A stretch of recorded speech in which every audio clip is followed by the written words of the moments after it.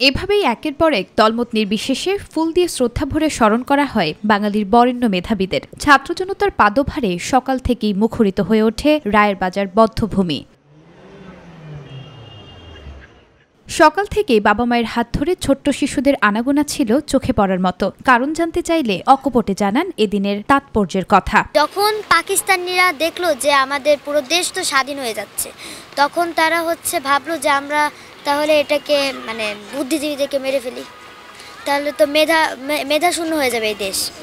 তাই তারা বুদ্ধি করে সকল বুদ্ধিজীবীদেরকে এসে এখানে মেরেছে। আজকে দিনে হচ্ছে যে বুদ্ধিজীবী আছে না, পাকিস্তানিরা বুদ্ধিজীবীদের মেরে ফেলেছে। বুদ্ধিজীবীদের সম্মান জানাইতে আসছি। প্রযুক্তির আধুনিকতার ছোঁয়ায় ইতিহাস যেন হারিয়ে না যায়, তাই নতুন শিক্ষা কারিকুলামে প্রতিটি পাঠ্যপুস্তকে বয়সভেদে সন্তানদের বাঙালির ইতিহাস সম্পর্কে পাঠদানের আহ্বান অভিভাবকদের।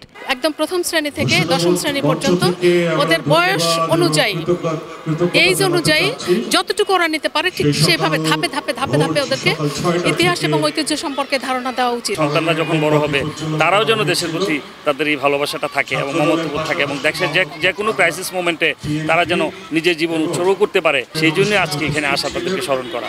রাজনৈতিক, সামাজিক, সাংস্কৃতিক ও স্বেচ্ছাসেবক দলসহ শহীদ বুদ্ধিজীবীদের সন্তানরা বধ্যভূমির স্মৃতিস্তম্ভে ফুল দিয়ে স্মরণ করেন বাঙালির সূর্য সন্তানদের। তারা জানান ইতিহাসকে বিকৃত করে নয়, এর মর্যাদা সমুন্নত রেখে তরুণ প্রজন্মকে এগিয়ে যেতে হবে। সেই সাথে বৈষম্যহীন নতুন বাংলাদেশ গড়ে তোলার প্রত্যাশাও ব্যক্ত করেন তারা। দীর্ঘ স্বৈর ব্যবস্থায় বুদ্ধিবৃত্তির জগৎটা সংকুচিত হয়ে গেছিল এবং এই ক্ষেত্রে অনেকে নির্যাতিত, নিষ্পীড়িত হয়েছে। পাকিস্তান হানাদারদের মতোই এর একটা স্বৈর ব্যবস্থা জনমানুষের চেপে বসেছিল। মুক্তবুদ্ধি চর্চা করেন, তাদের জন্য একটা অবারিত পরিবেশ আসছে। আমরা সবাই মিলে এখন সব প্রতিবাদ ইত্যাদি সব কিছুই আমরা করতে পারি। আজকে দীর্ঘ 15 বছরে যে আমরা গণতন্ত্র হারিয়েছি, মানুষের মৌলিক অধিকার আমরা হারিয়েছিলাম, গুম খুনের শিকার হয়েছিলাম, এই দেশের অর্থনৈতিক লুটপাট রাজত্বে কায়েম হয়েছিল।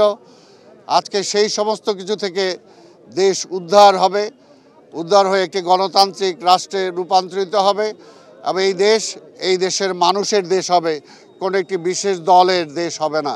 আজকের এই দিনে এটাই আমরা কামনা করি। 127টাই গণকবর দেওয়া হয়েছে, তাহলে সবথেকে বড় ভুল হবে এটা। ঢাকা মেডিকেলের যিনি আপনার ব্রিগেডিয়ার জেনারেল আছেন, যখন আমি আমার বাবার লাশ শনাক্ত করতে যাই, তখনই তিনি আমাকে বলছিলেন যে 1000-এর উপরে লাশ হবে, তিনি কিনা আঞ্জুমান মফিদুল ইসলামকে দিয়ে দিয়েছিলেন। জাতি, ধর্ম, বর্ণ নির্বিশেষে সকাল থেকেই জনসাধারণের উপচে পড়া ভিড় দেখা গেছে রায়েরবাজার বধ্যভূমিতে। সকলেই শ্রদ্ধা ভরে স্মরণ করছেন বাঙালির সূর্য সন্তান বুদ্ধিজীবীদের।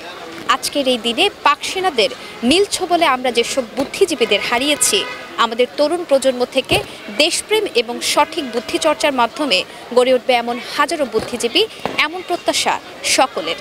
নুসরাত শারমিন, মাই টিভি, ঢাকা।